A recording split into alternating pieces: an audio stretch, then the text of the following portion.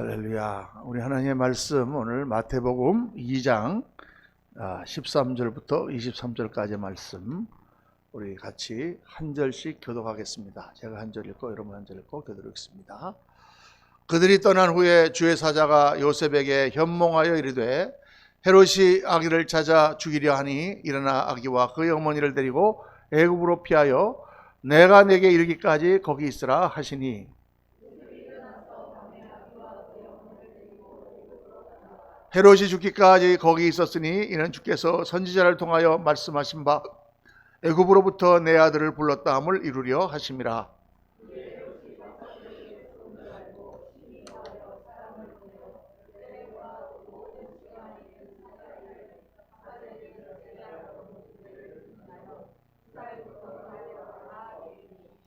이에 선지자 예레미야를 통하여 말씀하신 바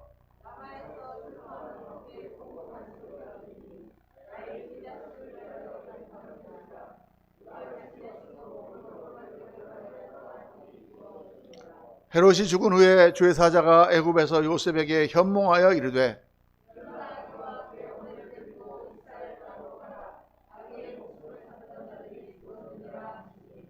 요셉이 일어나 아기와 그의 어머니를 데리고 이스라엘 땅으로 들어가니라.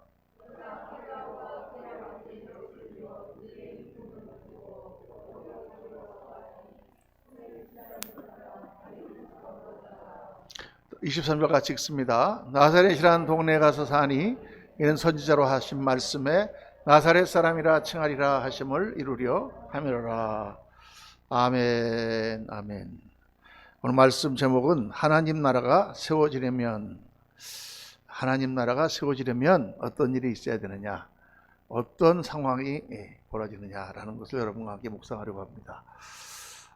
우리가 이제 크리스마스 성탄절을 맞으면 요즘은 조금 이렇게 성탄절의 그 분위기가 옛날만큼 그렇게 막 흥청망청하지는 않은 것 같아요. 제가 어렸을 때는 이 크리스마스 시즌이 오면은 뭐 교회 다니는 사람뿐만 아니고 교회 안 다니는 사람도 다 이때는 그냥 엄청나게 신나게 놀았습니다. 제가 어렸을 때는 통행금지라는 게 있었거든요. 그래서 밤 12시부터 새벽 4시까지는 길가에 아무도 나갈 수가 없었어요. 그랬는데 없어졌는데 그때는 그랬는데 딱 1년에 이틀은 통행금지가 해제되는 날이 있었는데 그게 크리스마스 이브하고 그리고 12월 31일 1월 송구영신 할 때 그때 딱 2번. 그래서 그때 집에 있는 그런 사람들은 이상한 사람들이에요. 무조건 나가야 되는 거야 그때는. 그래갖고 뭐 크리스마스 때가 되면 명동거리에 사람들이 넘치고 또 예수 안 믿는 때니까 다 어디 뭐 클럽도 가고 뭐 그냥 그때는 그렇게 신나게 진탕 마시고 노는 날로 그렇게 하여간 세웠고, 교회에서는 이제 밤새워서 또 우리 찬양 예배가 끝난 다음에 모여가지고 같이 집이나 교회에서 이렇게 잔치도 하고 뭐 게임도 하고 하여간 밤을 새고 노는 그런 날이었습니다. 요즘에는 그런 사람이 별로 없죠. 근데 하여간 이 성탄절이라는 것은 그래도 믿는 가정에서 축복의 때요. 또 미국에서는 온 가족들이 모여서 같이 맛있는 음식을 먹고 행복하게 지내는 그런 날로 이렇게 생각을 하죠. 그런데 사실 예수님이 오셨을 때의 성탄절 기사를 우리가 이렇게 복음서에 보면 그렇게 평화롭고 즐겁고 흥청망청거리는 그런 장면들이 아니에요. 예수님이 오실 때의 그 모든 모습을 보면 아주 살벌한 그런 장면들입니다. 그 예수님이 여러분 오셔서 어디에서 태어나셨습니까? 짐승의 우리에서 태어나셨어요. 그 잘 데가 없어가지고 산모가 어디 몸풀 데가 없어서 지금 소, 말, 양 이런 게 있는 그 우리에 들어가서 거기서 애를 낳고 그 애를 놓을 데가 없어가지고 지푸라기를 싸가지고 그거를 그 여물통에다가 집어넣는 걸 한번 상상해 보십시오. 여러분, 지금 그런 일이 일어날 수 있겠습니까? 우리나라에서? 그거 정말 전쟁통 같은 그런 상황이죠. 또 예수님이 태어나서 정말 얼마 되지 않아서 헤롯이 예수님을 죽이려고 하는 무서운 그런 음모가 있어가지고 천사의 계시를 듣고 애국으로 피난을 갑니다. 마치 6.25 때 무슨 공산당들이 밀려오니까 다 온 가족이 짐을 싸가지고 갓 낳은 아기를 안고 지금 이 추운 겨울에 어디로 피난을 가야 되는 것 같은 그런 상황. 그러니까 절대 평화스럽고 그렇게 행복하고 막 즐기고 가는 그런 상황이 아니다 그 말이에요. 왜 그러냐? 예수님께서 이 땅에 하나님 나라를 세우려고 오셨거든요. 여러분, 우리 예수 믿는 사람들이나 믿지 않는 사람들도 같은 개념을 가지고 있어요. 믿지 않는 사람들도 열심히 돈 벌어갖고 열심히 해서 하여간 남의 돈이라도 뺏어가지고 어떻게 살려고 합니까? 행복하게 살려고 하는 거죠. 자기들만 행복하게 살려고. 그렇죠. 가족들이 다 그 돈을 쓰면서 마치 낙원과 같은, 마치 하나님 나라 같은 행복을, 그 사람들은 하나님 나라라는 말은 모르지만 똑같은 개념으로 행복하고 사랑이 넘치는 나라를 살고 싶어 하는 것이 인간의 본능이다. 하나님이 그렇게 지으셨어요. 하나님이 이 우주를 창조하시고 인간을 창조하실 때 목적이 하나님 나라를 이루는 것이었기 때문에 그것을 어떻게 하면 하나님 나라를 세울 수 있는가를 깨달은 사람들이 예수 믿는 사람들이고, 우리는 예수 그리스도 안에서 그 하나님 나라가 이루어진다는 것을 우리는 성경에서 발견한 사람들이죠. 그러니까 하나님이 하시는 궁극적인 일은 하나님 나라를 세우는 거예요.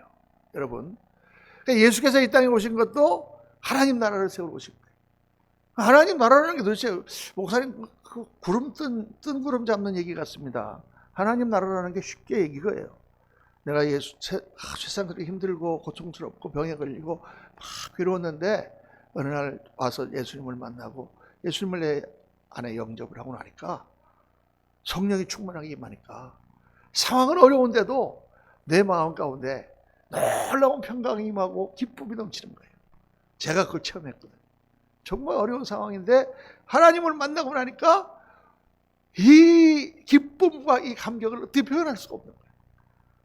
그냥 낮에는 일하고 밤에는 공부하고 그렇게 가면서도 그 육신적으로는 괴로운데도 가면은 찬송이 막 나오고 그냥 하나님이 계시고 하나님이 나를 사랑하시는 게 느껴지고 막 모든 만나는 사람이 다 예뻐 보이는 거예요. 하나님 나라가 내게 임한 것입니다. 할렐루야. 예수 믿고 우리가 그 나라를 체험하고 또 어렵고 힘들 때마다 주님 앞에 나가서 기도하고 주님을 만날 때 주님 주시는 평강과 기쁨이 넘치는 하나님 나라가 이루어지는 거죠. 근데 그게 나 혼자만 그게 가지는 게 아니고 옆에 있는 나의 사랑하는 사람들과 함께 또 하나님 나라가 이루어져야 되는 거예요. 그러니까 남편과 아내가 서로 그리스도 안에서 자기를 죽이고 서로 사랑하며 하나가 되니까 하나님 나라가 이루어지고, 자녀들과 더불어 우리가 비록 경제적으로는 못 살고 어렵지만은 우리 가운데 주님께서 함께 하셔서 우리 가운데 사랑이 넘치고 행복이 넘치는 그런 나라, 그게 우리가 원하는 가정의 모습이 아닙니까? 할렐루야. 근데 가정에서만 그게 일어나는 게 아니라 또 교회라고 하는 공동체, 예수 그리스도의 피로 나는 한 형제들이 모여서 같이 사는 이 교회라는 공동체가 하나님 나라가 이루어져. 여기 오니까 그냥 다 사람들이 서로 사랑하고 어렵고 힘들지만 서로 도와주고, 좀 세상에서는 괴팍하고 이상한 사람도 교회면 다 끌어안고 안아주고, 그런 사랑의 공동체가 형성되는 거죠. 할렐루야. 근데 이거를 우리 교회에만 갖고 있는 거냐? 그렇지 않다는 말이에요. 주위에 있는 사람들에게, 또 어렵고 힘든 사람들, 하나님을 모르는 사람들에게 가서 그 사람들을 구제하고 어려운 사람들을 도와주고, 이걸 우리만 갖고 있는 게 아니라 딴 것까지 외국의 타민족에게 복음을 전파하는 세계 선교의 사명을 감당하는 게 바로 교회가 하는 일이죠. 할렐루야. 그렇게 하나님 나라를 내가 누리고 하나님 나라를 확장해 가는 것이 예수 그리스도께서 하신 일이고 오늘 우리가 경험해야 되는 일인 줄로 믿습니다. 아멘입니까? 그 하나님 나라가 이루어지지 못한다면 우리가 많이 그것 때문에 기도해야 되는 거예요. 내가 예수님을 믿고 우리가 다 가정이 예수를 믿는데 왜 우리는 맨날 싸우는가? 문제가 있는 거잖아요. 나의 옛사람. 어떻게 그걸 이겨야 되나? 그리스도 안에서 내가 죽고 나의 옛사람을 죽고 그리스도 안에서 새 사람이 되어야 된다. 이게 그냥 이루어지는 게 아니라 이게 투쟁이다 그 말이에요. 나의 옛사람이 죽고 옛습관이 죽고 나의 모든 성격이 죽고 그리스도 안에서 내가 정말 사랑의 사람으로 변화되는 게 여러분 쉽습니까? 내 안에서 치열한 영적 싸움이 일어난다. 사도 바울이 말하듯이 내 안에는 육체의 소욕과 성령의 소욕이 있어서 이 둘이 서로 나를 잡아끈다. 그 가운데 그리스도의 말씀에 순종하고 내가 하나님께 복종하며 주님 앞에 나가는 그 길이 큰 싸움이죠. 다른 사람과 나 사이에도 하나님 나라가 이루어지는 게 쉽습니까? 그냥 이상하게 저 사람 나한테 막 그렇게 대하고 말도 함부로 하고 막 그러는데 내가 속이 상해 죽겠는데 그냥 사람이라는 게 처음에는 좀 이렇게 만나면 참 가까워졌다가도 조금 지나면 단점이 보이기 시작하는 거예요. 그 단점이 보이기 시작하면 그때부터 막 저 사람이 싫어지는 거예요. 그렇지만 우리가 그리스도인한테 앞에 나와서 주님을 의지하고 주님 앞에 우리의 삶을 드리고 말씀을 들으며 기도할 때 하나님께서 우리의 눈을 변화시켜 주시고 그 사람이 부족한 점이 많이 있지만 장점도 보이고 그 사람이 왜 그렇게 부족한 마음을 가지게 되었을까? 그 사람의 그 아픔과 고통도 보이고 상처도 보이고 그러면서 우리가 그 사람을 더 사랑하게 되고 위로하게 되고 그러면서 하나님 나라가 이루어지게 되죠. 그게 그냥 되는 거냐? 그게 치열한 영적 싸움이 일어난다.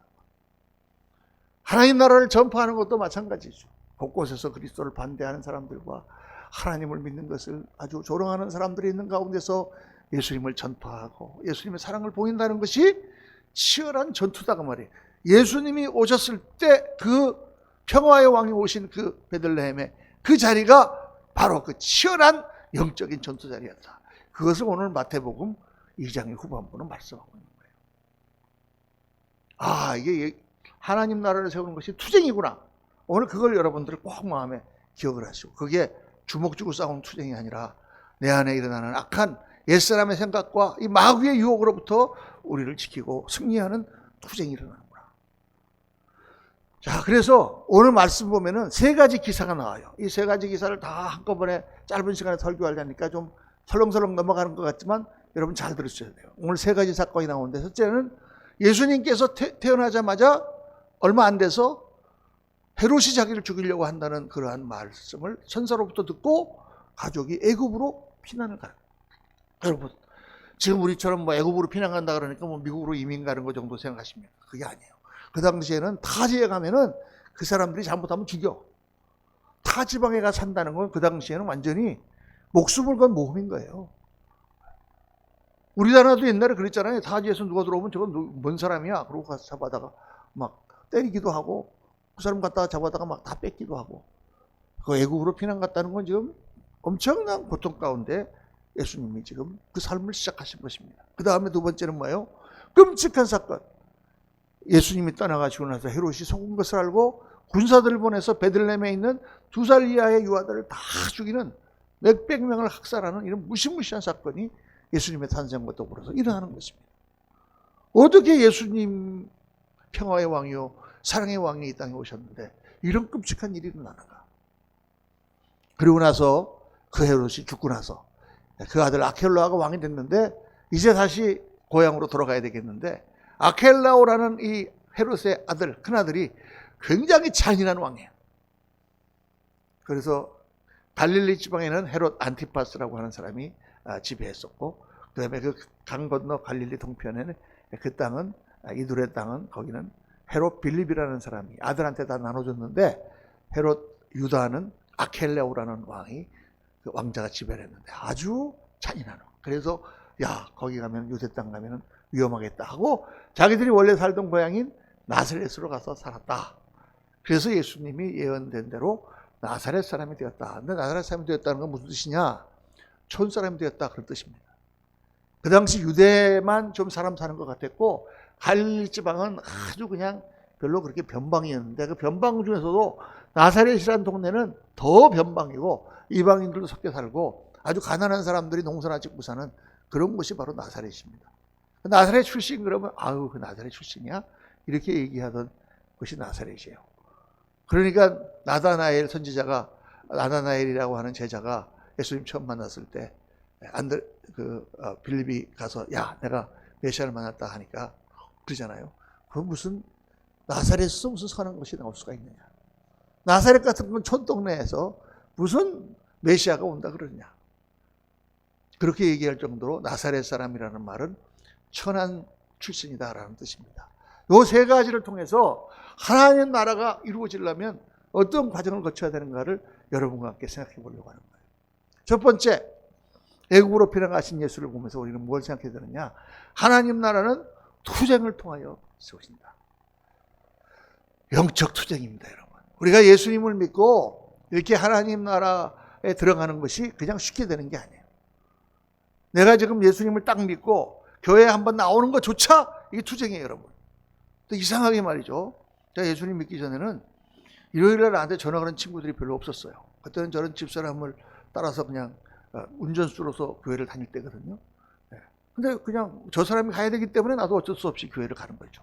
그렇게 다녔는데 은혜를 받고 나서 내가 막 기쁨으로 가려고 하니까 이상하게 친구들이 전화가 와. 그래서 야, 이번엔 낚시 가자. 낚시 언제? 이번 일요일 날 가자. 나 일요일 날 교회 가야 되는데. 야, 너 언제부터 교회 다녔다 그래? 이상하게 주일날 무슨 어디 가자 하고 전화가 오는 거예요. 그러니까 교회 나가는 것부터가 영적 투쟁인 거예요. 예수님 딱 믿고 교회 딱 한번 나가는 게 우리 잘 믿는 사람들은 세상에 쉬운 일이지만 습관이 되기 전까지는요, 그게 매주일 유혹을 받는 그런 문제예요. 그뿐만 아니죠. 그때부터 시작해서 우리가 하는 모든 일에 마귀는 계속 우리를 방해하려고 하고, 우리는 하려고 하는데 싸움이 계속 일어나는 거죠.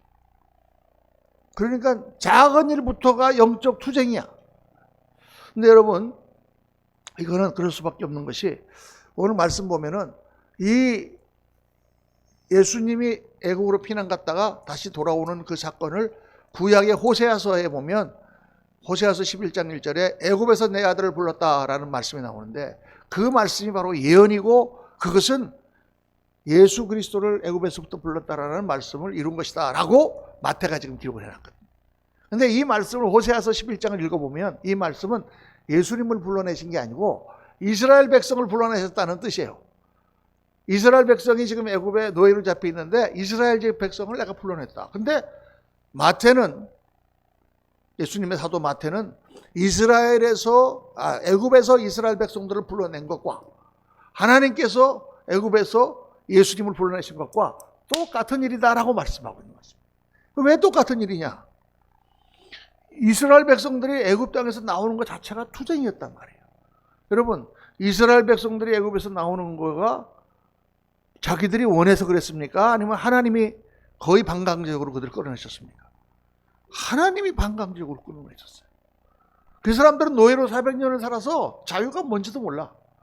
근데 너무 고생을 하고 있는데 하나님께서 모세라고 하는 선지자를 보내서 그들을 애굽 땅에서 끌어내려고 해요. 그래서 사람 처음에 거기 가서 뭘 하겠다는 거야? 막 그러다가 노예 생활 너무 힘드니까 따라서 나온 것뿐이에요. 근데 그 사람들이 한 게 뭐 있습니까? 아무것도 없어요. 하나님께서 다 10가지 재앙을 내리셔서 그 애굽의 바로 왕이 끝까지 안 놔주려고 하죠. 마귀가 끝까지 우리를 안 놔주려고 하죠. 막 그러는데 10가지 재앙을 막 일어나니까 재앙 때문에 못 견디니까 마지막에 장자들이 다 죽으니까 그래 나가라 혼나죠. 내줬다가 금방 마음이 바뀝니다.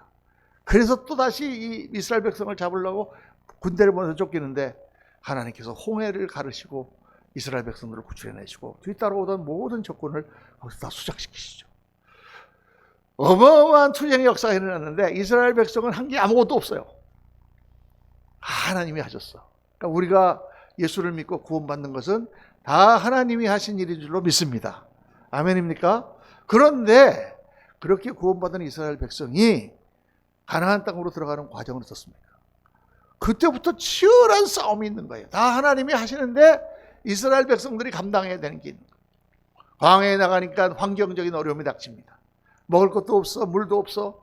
그러니까 아우성치면서 막 어떻게 하면, 모세가 막 기도하고 하나님을 의지할 때 하나님께서 만나도 내려주시고 물도 나오게 하셔서 그들이 먹고 살죠. 그것만 해결되면 됩니까? 또 아말렉이라고 하는 적군이 계속 쳐들어오는 거예요.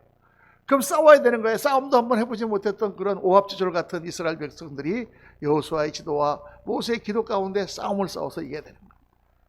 또 그것뿐입니까? 자기 자신에 있는 옛 노예 근성이 있어가지고 끊임없이 이게 모세의 지도를 이렇게 반기를 들고 애굽으로 돌아가자. 거기 가니까 거기는 양념도 많고 거기는 맛있는 것도 많고 술도 있고 이게 뭐냐 이 광야에 나와서. 그것 때문에 이스라엘 백성이 40년 동안이나 광야에서 방황을 하죠. 그리고 가나안 땅에 들어갈 때는 어떻습니까? 40년 동안 훈련을 받고 그들이 다시 마음을 모아가지고 들어가서 그 땅을 쟁취해서 하나님 나라로 세우는 역사. 전 구원의 역사가 투쟁이다가 말이에요. 네, 예수 그리스도께서 이 땅에 오셔서 우리를 구원하시고 하나님 나라를 이루시는 모든 과정도 투쟁의 역사입니다. 저 한 사람이 예수님 믿고 하나님 앞에 돌아온 것만 하더라도요, 정말 그걸 생각해 보면은 무시무시해요. 저는 뭐 전혀 예수님을 믿지 않는 가정에서 태어났습니다. 어렸을 때 어떻게 가게 된 게 유치원을 가게 됐는데, 그 유치원이 교회에서 하는 유치원이었어요. 영주 유치원이라고 후암동 로타리에 있는 유치원인데, 그 유치원을 다니다가 어떻게 이제 초등학교 때 이렇게 교회를 나가게 됐는데, 왜 나가냐, 크리스마스 때 캐러멜을 준다는 얘기를 듣고 교회까지 끌려갔다가 거기서 이렇게 주일학교에 포섭이 돼가지고 면접 다니다가, 그러다가 사귄 친구가 목사님 아들이었어요. 그래서 매일 목사님 아들이랑 교회 마당에서 칼싸움하면서 놀았어요. 그러다 중학교를 떨어지고 2차를 갔는데 그게 기독교 학교로 가게 됐어요. 그래가지고 성경을 배우고 체프를 하면서 또 기독교적인 교육을 받고 자라났어요. 그러다가 고등학교 때 딱 들어와서 머리가 조금 깨니까 한번 생각해보니까 이게 뭐 하나님이 있는 건지 없는 건지 알 수가 없어. 뭐 철학책도 찾아보고 뭐 찾아보다가, 야, 이거 하나님이 있는 거는 우리가 알 수가 없는 거야. 그냥 자기가 다 사는 대로 살면 되는 거지. 이렇게 생각하고 교회를 안 다녔어요. 그런데 그냥 대학교에 들어갔는데, 대학교 1학년에 딱 들어가니까 등록하고 나오는데 어떤 학생이 자기 무슨 대학교 성교라 그러면서 나한테 붙여받고 전도를 하는 거예요. 그리고 전도를 하길래 그냥 같이 아침부터 딱 등록 아침 10시 하고 나서 그때부터 같이 토론을 하다가 점심 같이 짜장면 사 먹고 또 오후에 토론하다가 밤 6시까지 토론했는데 내가 이겼어. 할렐루야. 그 사람이 전도를 당할 판이야. 하나님이 있다면 세상이 왜 이렇게 불공평하냐. 내가 성경을 배웠잖아요. 그래서 제가 그랬어요.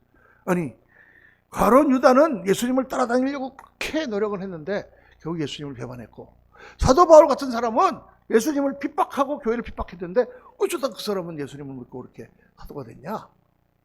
그럼 예수님 믿으려고 노력하는 게 소용이 없는 거 아니냐? 그러니까 이 전도하는 친구가 대답을 못하는 거예요. 할렐루야. 그래서 제가 이겼어요. 그래가지고 의양양하게 예수 안 믿고 말씀했는데, 어떻게 어떤 여자를 만나갖고 연애를 하게 됐는데, 이 여자가 교회 반주자를 나를 된 거예요. 그러니 어떻게 옛날 교회 앞에서 기다리다가 교회까지 버려다주고 그 앞에 있는 술집에 가서 이렇게 혼자서 마시고 있다가 나오면 또 만나갖고 데이트하고 집에 데려다주고 이렇게 하다가 보니까 결혼을 하려고 딱 가니까 장인어른이 한 가지 부탁이 있네. 그래서 네, 그랬더니 자네 좀 교회 나가줄 수 없겠나? 아이고, 뭐 결혼하려는데 장인어른이 부탁하는데 어떻게 그걸 너라고 말할 수 있겠습니까? 네, 교회 나가겠습니다. 약속을 해놓으니까 또 남자가 약속하면 지켜야 될 거 아니에요. 그래서 제가 아무리 수요일날, 토요일날 회식을 하고 그러느라고 막 술이 떡이 되게 마셔도 주일날 아침에 교회는 꼭 갔습니다. 약속을 지키려고. 근데 문제는 교회에 딱 들어가면 술 냄새가 나는 거야. 내 몸에서. 사람들이 다 쳐다보고, 어디서, 이거 안수 집사님 사위한테서 냄새가 나네. 그것도 모르고 저는 그냥 뒤에 앉아서 졸고 그렇게 교회를 다녔어요. 그랬는데 하나님께서 계속 저에게 메시지를 던져요. 안유한 목사님이라고 장님 목사님을 어떻게 우리 아버지를 만나게 하셔가지고 거기 부흥회로 인도하죠. 또 다른 목사님들을 또 만나서 인도하죠. 제가 또 이제 미국 가기 전에 학교에 가서 조교를 하고 있는데, 거기서 제 후배를 만났는데, 이 후배가 정말 대학교 다닐 때 이건 놀던 친구인데 학교에서 이 보컬 에코라고 보컬 그룹을 하면서 집에 가면 술이 아니라 마리화나까지 하던 그런 친구인데, 머리를 잭슨 5처럼 이렇게 하고 다니던 아이였는데 눈이 반짝반짝 빛나는 거야. 그래서 야, 오랜만이다 대야, 대포 한잔 하자 그랬더니, 형 대포도 좋지만 형 교회 다니세요? 아니, 친구가 너 나 교회 다니는 거 어떻게 알았니? 집사람 따라 안 나가고 있으니까. 근데 교회는 다니는데 예수 믿으세요? 예수 안 믿지. 예수님을 만나셔야 돼. 야, 이거 천지개벽할 노릇입니다. 저는요, 그래서 이 종교가 정말 위대하구나. 이 개차반 이런 놈이 지금 나한테 딱 복학을 해가지고 말이죠, 건축과에 후배로 딱 들어가서 눈을 반짝반짝하면서 형님 예수 믿으세요 그러는데 제가 기절하는 줄 알았습니다. 그러니까 이 머릿속에 이제 막 이거 이상하네. 그러다 하나님께서 한국에서 안 되니까 미국으로 저를 보내셨잖아요. 술 친구들하고 다 떨어뜨려서 미국에 달랑 가니까.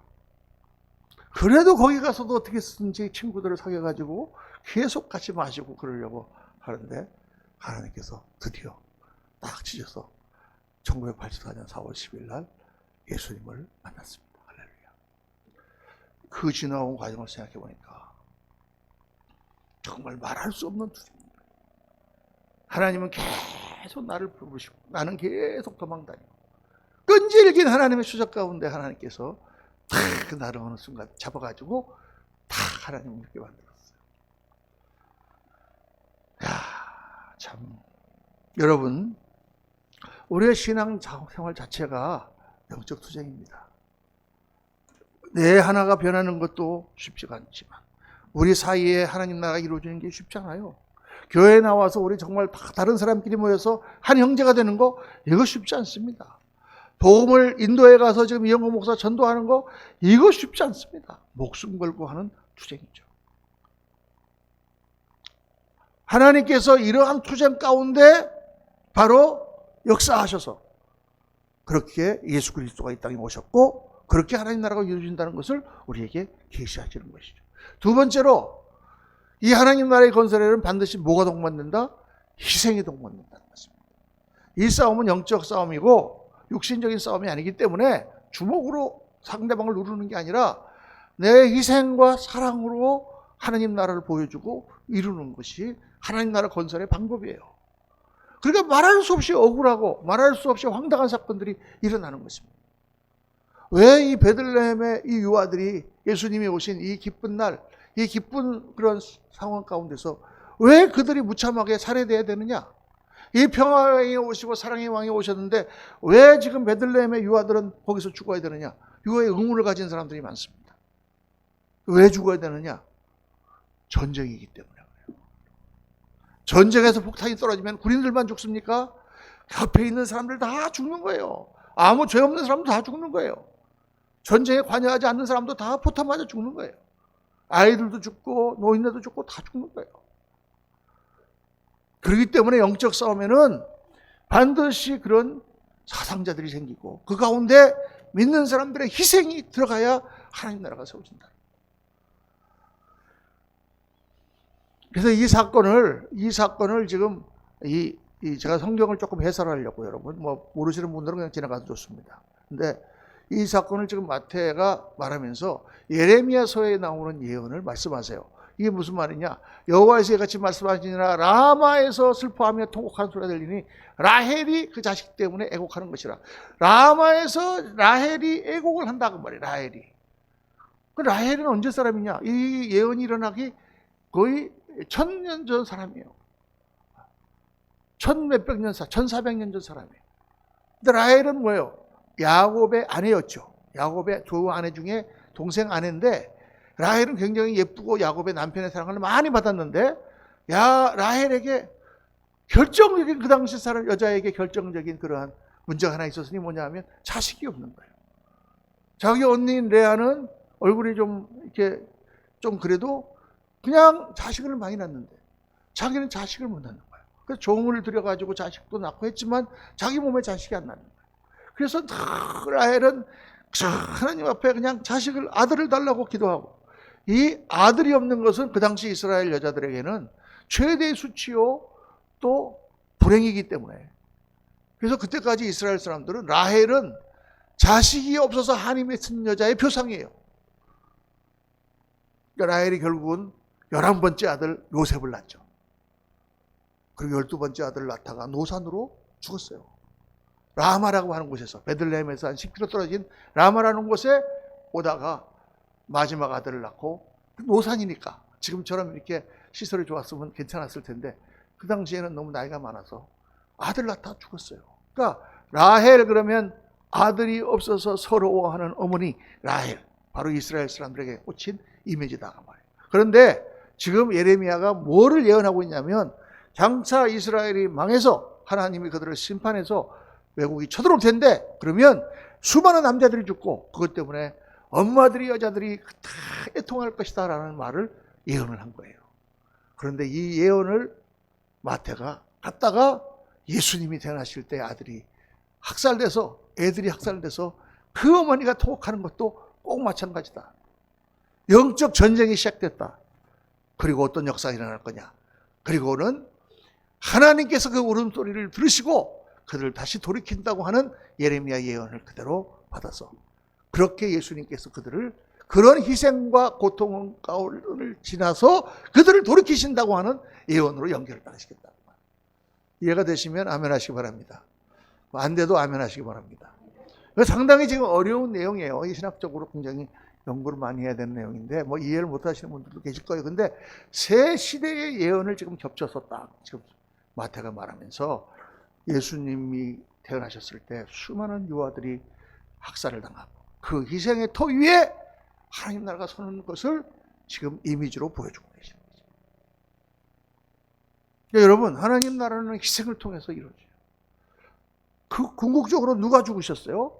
예수님께서 십자가를 지시고 뻘거벗겨서 죽으심으로 말미암아 우리의 죄와 허물을 다 그분이 대신 뒤집어쓰셨어요. 우리에게 내려야 될 심판을 예수님이 대신 받으셨어요.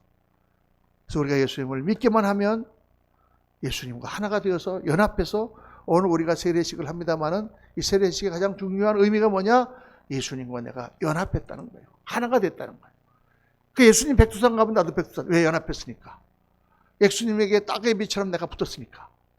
예수님이 가는 곳마다 내가 가고, 예수님이 가시는 어디서 무슨 일을 하든지 내가 거기에 같이 일하게 되는 거니까 2000년 전에 예수님이 돌아가셨을 때 나도 같이 심판을 받고, 예수님이 부활하셨을 때 나도 같이 부활한다. 할렐루야.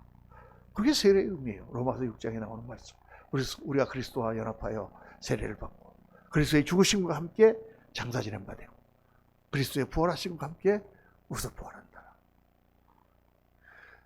십자가, 하나님 나라를 이루기 위하여 예수님은 십자가의 죽음이라는 희생을 치르시고, 그래서 여러분 오늘날도 희생이 없는 곳에는 하나님 나라가 서질 않아요. 우리 어떤 가정을 봤더니 그 가정은 너무나 행복하고 사랑이 넘치고 정말 하나님 나라 같은 그런 가정을 이루시더라. 참 신방 갔더니 정말 그 가정은 행복하더라. 그러면 여러분, 어떻게 그 가정이 그렇게 행복한 가정이 됐을까요? 하늘에서 쑥 떨어졌을까요? 아니다, 그 말. 거기에는 누군가의 희생이 있어요. 그게 누군지 몰라. 근데 누군가의 희생이 있기 때문에 그 가정이 하나님 나라가 된 거야. 그 희생이 바로 나다라고 생각하시는 분 한번 그렇게 생각하지 마세요, 여러분. 누군가가 있어. 어떤 교회 갔더니, 그레스 교회 갔더니, 그 그레스 교회는 정말 하나님 나라야. 거기는 정말 하나님 나라는 아니겠지만은 그 비슷한 냄새가 나고 가면 너무 사랑이 넘치고 그렇게 풍성하고 정말 좋을 수가 없어. 만약 그런다면 거기에 누군가의 희생의 눈물과 피와 땀과 헌신이 들어갔어. 그게 목사님일 수도 있고 권사님일 수도 있고 장로님일 수도 있고 집사님일 수도 있고 평신도일 수도 있지만, 잘 밖에서는 안 보이지만 누군가가 희생했기 때문에 그 나라가 세워진 거예요. 이해가 되시면 아멘 하시기 바랍니다. 그러니까 여러분, 왜 나는 하나님 나라가 없나 이렇게 한탄하지 마세요. 뭐가 없어요? 하나님 나라 외에는 희생이 없어. 이 희생을 누가 질 것입니까? 예수 믿는 내가 지는 거죠. 그게 예수님의 제자예요. 그리스도를 위하여 기꺼이 그 희생의 삶을 사는 것이 예수님의 제자의 표고, 그때 하나님 나라가 이루어지는 거예요. 세 번째로 오늘 말씀은 하나님 나라는 겸손하고 낮은 곳에 임한다라고 말씀하십니다. 말씀 보면 또 예언을 들어서 예수님이 나사렛에 가서 살게 되었다. 촌동네가 살게 되었다. 그래서 예수님을 나사렛 사람이라 이렇게 불리게 됐다. 근데 이게 바로 구약의 예언이 이루어졌다 이렇게 말씀하고 있거든요. 구약에 아무리 예언을 봐도 메시아가 나사렛 사람이라는 예언이 없어. 그런데 딱 보니까 이사야서 11장 1절에 예언이 나오는데, 이새의 줄기에서 한 싹이 나며 그 뿌리에서 한 가지가 나서 결실할 것이요. 근데 이 싹이라고 하는 말이 원어로 보면 네제르예요. 네제르. 근데 나사렛 사람이라고 하는 말이 원어로 나사리트. 네제르하고 나사렛하고 비슷하잖아요. 그래서 마태는 바로 예수님이 그루터기에서 난 한 싹처럼 나사렛에 오셨다라고 말씀하는 거죠. 왜냐? 여기 줄기라는 말이 이새의 줄기에서 한 싹이 나면 이거 번역을 바꿔야 돼요. 그냥 줄기가 아니고 이새의 그루터기에서라는 뜻이에요. 그루터기라는 건 뭐예요? 나무를 자르고 남은 밑둥아리. 그건 뭐예요? 죽은 나무예요.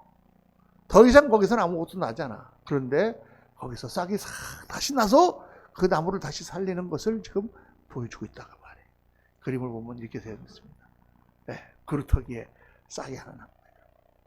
이게 예수님 나사렛 사람, 촌동네의 낮은 곳에 오셔서 그곳에서 하나님 나라를 일으키신 하나님의 아들을 우리에게 보여주고 계신 것입니다. 그래서 여러분, 하나님 나라는 어디에 이루어지느냐?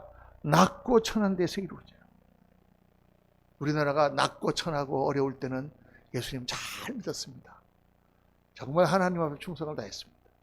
그런데 잘 먹고 잘 살게 되고 편안해지니까 예수님을 희미하게 믿기 시작하고, 더 잘 사는 서구나든가 미국은 하나님을 안 믿기 시작하고, 편하고 배 따뜻하고 등 따시면 배부르면 사람들은 하나님을 버리기 시작해요.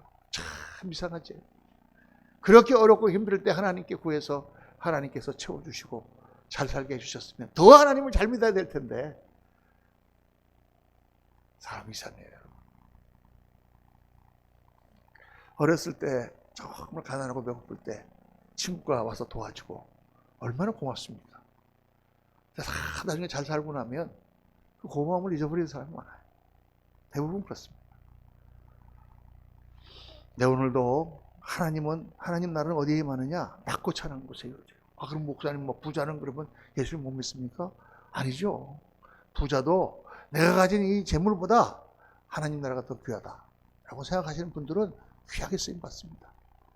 중요한 것은 하나님 나라를 위하여 우리가 헌신하고 희생하며 그 나라에서 정말 주님께서 높이시려면 우리가 이 땅에서는 낮아지고 그런 자리에 들어가야 하나님 나라가 세워진다는 거예요. 저는 이 말씀을 일부 예배 때 전하면서 우리 한국교회가 가장 큰 문제가 이거라고 생각했어요. 여러분, 교회에서 목사님들이 너무 높아. 저는 미국에서 저도 30년을 넘게 목회를 하고 이게 한국에 온 사람입니다. 제가 한국에 나와서 부흥회 할 때마다 느끼는 거예요. 교회 가보면 목사님이 무슨 황제야. 왕이야, 왕. 여러분, 주의 종을 갖다가 섬기고 성도들이 사랑해서 목사님을 높여드리고 그런 것에 잘못이 없죠. 그러나 목사는 스스로 낮아져야 됩니다. 성도들과 함께 살고 그들을 섬기며 그들을 도와주는 것이 목사지, 그 사람들을 위해 군림하는 것이 목사가 아니에요. 그거를 영적 권위라고 착각하는 그런 엉터리 목사들이 너무 많은 거예요. 뭐를 잘못 배웠을까 모르겠어요. 그것이 결국 한국교회를 망치게 되는 것입니다. 좀 심하게 말하면 이단의 교주처럼 되는 거예요. 예수님은 우리가 낮아지는 자가 하늘에서 높아진다고 해요. 예수님 그분 스스로가 이 땅에 낮게 오셔서 정말 세리와 창기들과 함께 다니시며 그들을 섬기시고 그리고 십자가를 지셨습니다. 그 제자들이 세상에서 높임을 받으려고 그러면 안 돼요. 오늘 여기 세례하는 날이라서 제가 가운을 입었습니다만 이 가운을 평상시에 제가 안 입잖아요. 왜 안 입습니까? 가운이 나빠서 그런 게 아니에요. 이 가운 자체가 이걸 통해서 뭔가 목사의 권위를 더 내세우고 성도들과의 거리를 멀게 하는 그런 거기 때문에 과감히 벗어납니다. 물론 성직자고 우리는 구별된 삶을 살아야 되지만 더 낮은 자리에 사람들을 섬기는 목회자가 돼야 되고 그런 사람들이 많이 나와야 우리 한국교회가 정화되고 하나님의 교회가 능력을 바라는 참된 교회가 될 줄로 믿습니다. 사랑하는 성도님들, 오늘 크리스마스를 맞아서 꼭 한 가지 기억하실 것은 한번 따라합시다. 신앙생활을 편안하게 하려고 하지 말자. 아멘입니까? 쉽고 편안하게 신앙생활을 하지 말자. 이렇게 생각하면 안 돼요. 그거는 크리스마스에 지금 주님께서 주신 메시지하고 완전히 반대되는 말이죠. 편안하고 쉽게 전쟁할 수 있어요? 전쟁이 지금 일어났는데 좀 쉽게 하자. 아이고 이렇게 심하게 죽이고 그래. 이렇게 할 수 있어요? 그렇게 할 수가 없습니다. 희생하는데 쉽고 편안하게 할 수 있어요? 할 수 없습니다. 낫고 천한 자리에 들어가는 게 쉽고 편안하게 할 수 있어요? 할 수 없습니다. 여러분, 신앙생활을 쉽고 편안하게 그저 대충대충 하려고 생각하지 말고, 하나님 나라 위에 부름받았는데 열심히 정말 희생하며 영적 싸움을 싸워 이기며 주님을 의지하며 그렇게 해서 승리하는 삶을 살리라. 여러분 그렇게 결심하고 새해를 맞이하시기를 예수님 이름으로 축원합니다. 기도하겠습니다. 할렐루야. 감사하신 아버지 하나님, 저희들 오늘 말씀을 묵상하며 정말 그렇습니다. 우리가 하나님 나라를 잘못 생각하고 있었습니다. 이 땅에서 어떻게 쓰든지 돈 많이 벌고 힘있고 편안하게 살면 그게 예수 잘 믿는 걸로 생각했습니다. 아버지 하나님, 그러나 이 땅에서는 그렇게 편안하게 살지 몰라도 하나님 앞에 갔을 때 주님 주시는 칭찬과 상급이 없다는 것을 저희들 깨달을 수 있도록 도와주옵소서. 평화의 왕이 오신 이 즐거운 성탄의 절기가 주님은 정말 비천하게 오셨고 그 고생 가운데 피난을 가셨고 그 싸움을 싸워 이기셨으며 그 전쟁 가운데 많은 희생자가 있었습니다. 저희들 그 사명을 온전히 감당하며 맡은 바 충성하는 그러한 종들이 다 되도록 하나님 인도하여 주옵소서. 우리 구주 예수 그리스도 이름으로 기도하옵나이다. 아멘.